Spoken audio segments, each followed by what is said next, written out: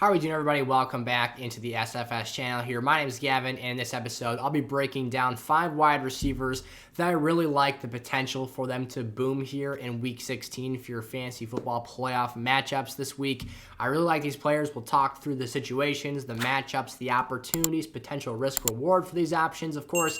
So as always, if you're new around here, make sure to drop on down, smash the like button before we get into today's episode, and subscribe to the channel if you're new around here. As always, your questions, lineup advice, whatever the case might be, whatever you need, welcome down in the comment section below. I will get back to as many of you as I possibly can.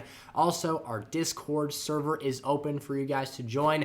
The link to that is in the description of today's episode. You can pop in there, ask your questions, either myself or a friend in that server will get back to you, and we will help you work through these difficult Week 16 decisions. So I appreciate the heck out of all of you for stopping by. Let's dive right on into our first player. All right, here we go. So let's dive right into Christian Watson here, a guy who may have snake bitten you in round 1, so I really hope that for any of you watching that potentially got bounced from a league last week, and obviously will now have your reservations with Christian Watson, will be willing to take the risk here again in Week 16 for a player that in your flex spot and your lineups could make a tremendous difference for you this week.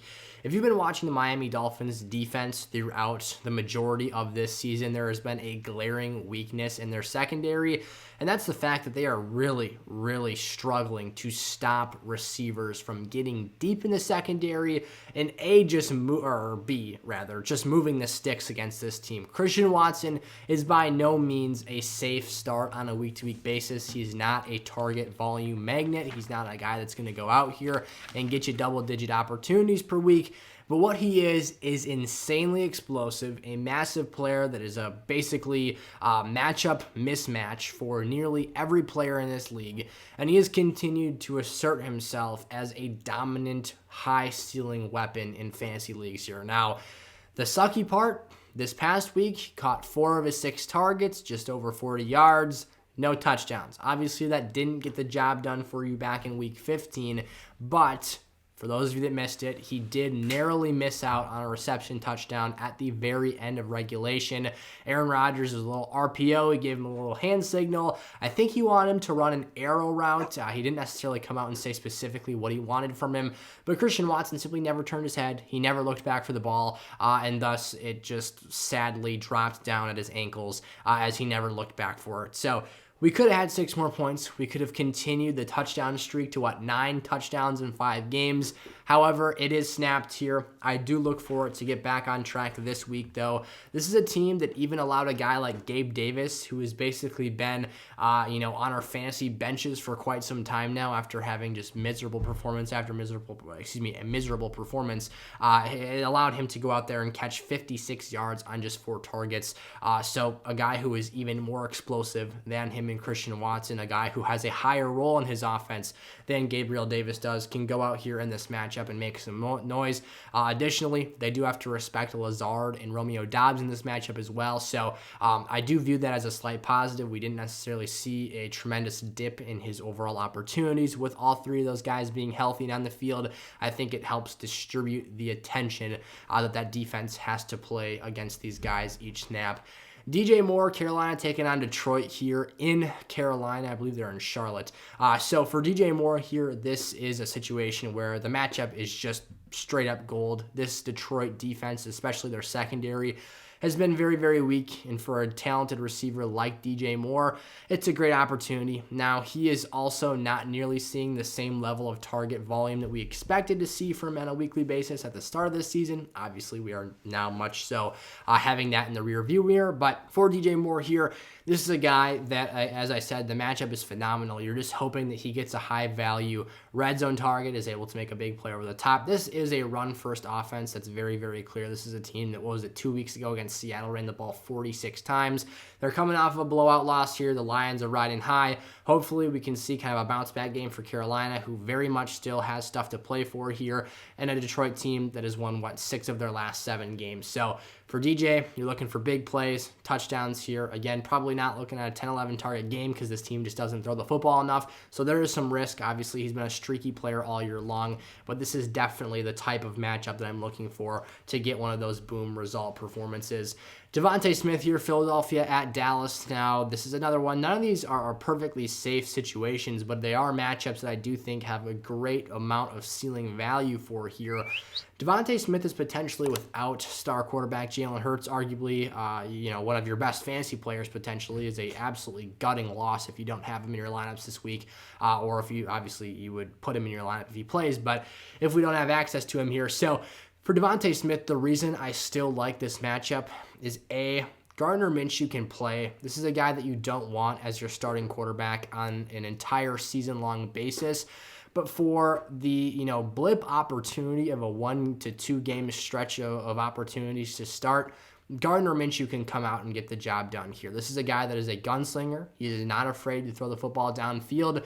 And there is a great opportunity, despite the tough and scary pass rush for the Dallas Cowboys, that Devonta Smith can come out here and still succeed, and that Gardner Minshew will still have enough time to throw the ball because of how elite this Eagles offensive line is playing. Their pass protection has been superb all season long.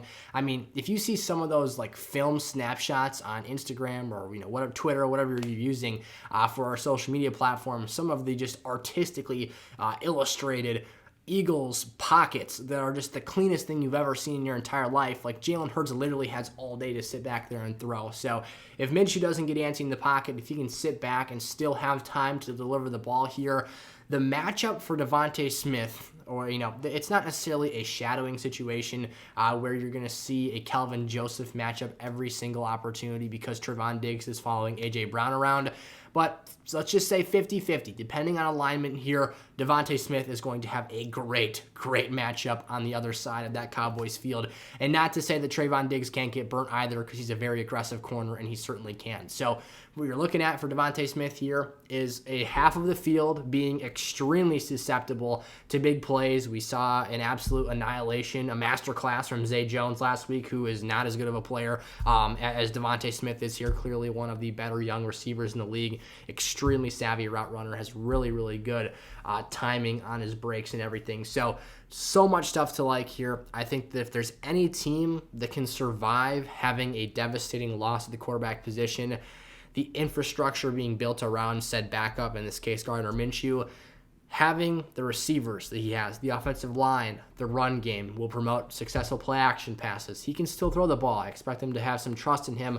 And at the end of the day, I'm still confident in Devonta Smith. As a matter of fact, as a wide receiver 2 for this week. Forget the flex. Of course, the floor is lowered, but lots to like here with that ceiling. Gabe Davis. Now, this is probably one of the ballsier plays of the list, on this week's list, I should say, for Week 16 here. Buffalo is at Chicago in this game.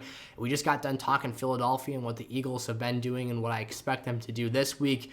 For Gabriel Davis and the analysis I want to provide here for what I think he can do this week, we're going to take a look at what Philadelphia did to Chicago secondary here in Week 15 as kind of a close sample size in terms of just aligning the different time slates that things are happening. This is terribly explained right now. I apologize. Essentially, this is a very recent, glimpse into what this Chicago secondary has allowed to happen against them. So if we go back and look at what Devonta Smith has been or was able to do last week against Chicago's secondary, mind you, Jalen Johnson has been shadowing number 1 receivers. He shadowed A.J. Brown last week, opening up the number 2 matchup for Devonta Smith pretty much every snap here, not every single one, but most of them. Devonta Smith caught 5 passes for 126 yards.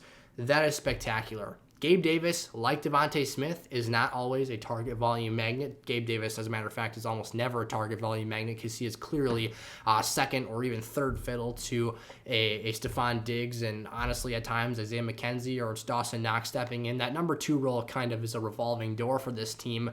But that other side of the football field is an opportunity for whatever playmaker stands there to go out and make plays. Now, as I said, Gabe Davis kind of came out of the woodwork here a little bit in Week 15 against Miami, catching 4 for 56. It was a decent game. Still not looking to have him in your lineup in terms of that level of performance here, but I definitely see a super high boom potential for what Davis could do here. Now, this, fair warning, this could be a very costly move if you don't have other better or safer plays this week.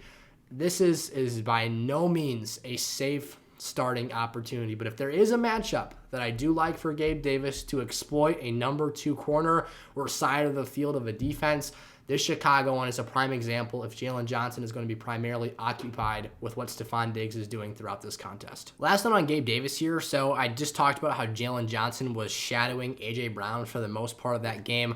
A.J. Brown went out and had 181 receiving yards on 9 receptions. So I figured I'd toss that out there. Top to bottom, this Chicago secondary has really struggled. They don't have a sustainable pass rush. Of course, they traded Robert Quinn to that Eagles team they played last week and just are really desperate for talent on that side of the football. So again, furthering the opportunity for a large, strong, physical receiver in Davis to kind of bully ball his way on that second or third tier cornerback coverage.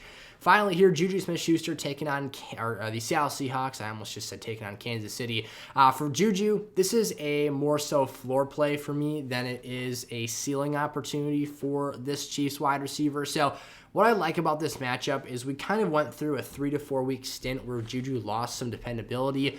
No fault of his own. I feel like I noticed this watching football last week, and I wanted to say something about it, but it didn't necessarily fit in any of the video topics.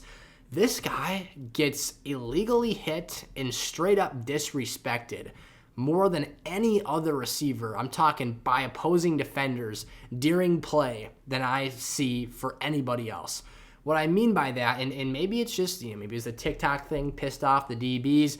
I don't know what it is, but I feel like every time this year that Red Zone has panned to JuJu Smith-Schuster, he's getting knocked underneath his chin strap by the crown of somebody's helmet. He is getting annihilated by helmet-to-helmet contact. He's getting picked up and freaking WWE body slammed on the ground. It's not like this is a small dude. This is a thick, physical slot wide receiver that is honestly a decent player. And he goes out there, and like I said, the defense just flat out disrespects him. I don't know if it's an intentional thing. I sure hope it's not, because that's obviously not very safe. But at the end of the day, I just can't help but notice. I feel like he is always getting smoked in the face by someone else's helmet, or being picked up and forcibly slammed into the ground. So regardless, he suffered a concussion from one of these hits. That was week 10 against the Jacksonville Jaguars. He then went on a 3-week stretch until week 13 where he was either out of the game plan or out of the lineup because of the concussion, or week 13 against Cincinnati, I felt like he just wasn't a total factor in that game plan yet because they just kind of wanted to ease him back into things. That changed in week 14. In weeks 14 and 15, he's had 21 total targets here, above an 80% snap count percentage for 19 receptions, 162 total yards, and a receiving touchdown here. So he is very much so factored back into this offense here. He is becoming a reliable threat again.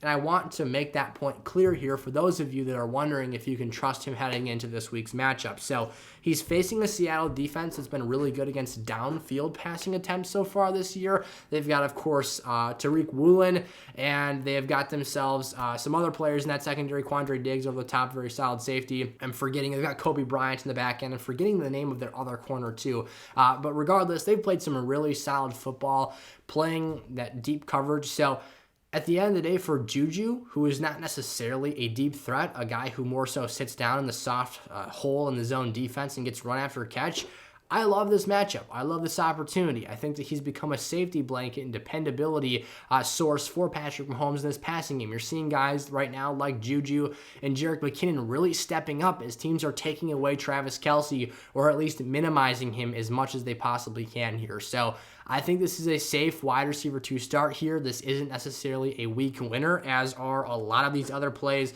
If you want to roll the dice in the flex spot and send them out there, because hopefully, and most likely, if you're in the divisional round of your fantasy playoffs, these receivers should all be number 3s. Maybe not Devonta Smith for you, but if you were rolling with these guys as your wide receiver 2 for the entire season, you probably didn't make it this far. You get what I'm saying here, though. So for JuJu, give him that trust. I'd put him in the lineup this week. Hope he goes out there, just locks down that position and makes it a really solid point of strength for you here in week 16 against Seattle. So to recap, I like Christian Watson at Miami. It's a risky, high-ceiling wide receiver 3. DJ Moore, same situation against Detroit. Devonta Smith, I think he's actually a top 24 wide receiver at Dallas this week, even without Jalen Hurts. Gabe Davis, a very ballsy wide receiver 3. Maybe if you've even got 3 wide receiver spots and a flex in your lineup, he could be that flex guy for you at Chicago. And then JuJu here against Seattle, a very close. I don't have my rankings exactly finalized yet. Well, I will have by the time you're seeing this video, but when I'm recording, I'm actually going to sit down and finalize those rankings for Thursday. Once I finish this recording here. But JuJu Smith-Schuster is right on the fringe of either being a high-end number 3 or a lower-end number 2 for me this week. So thank you guys so much for tuning in. I appreciate the heck out of all of you. I will see you in a future episode. Our running back starts are out for today as well, so check that out. I'll see you there. Peace out.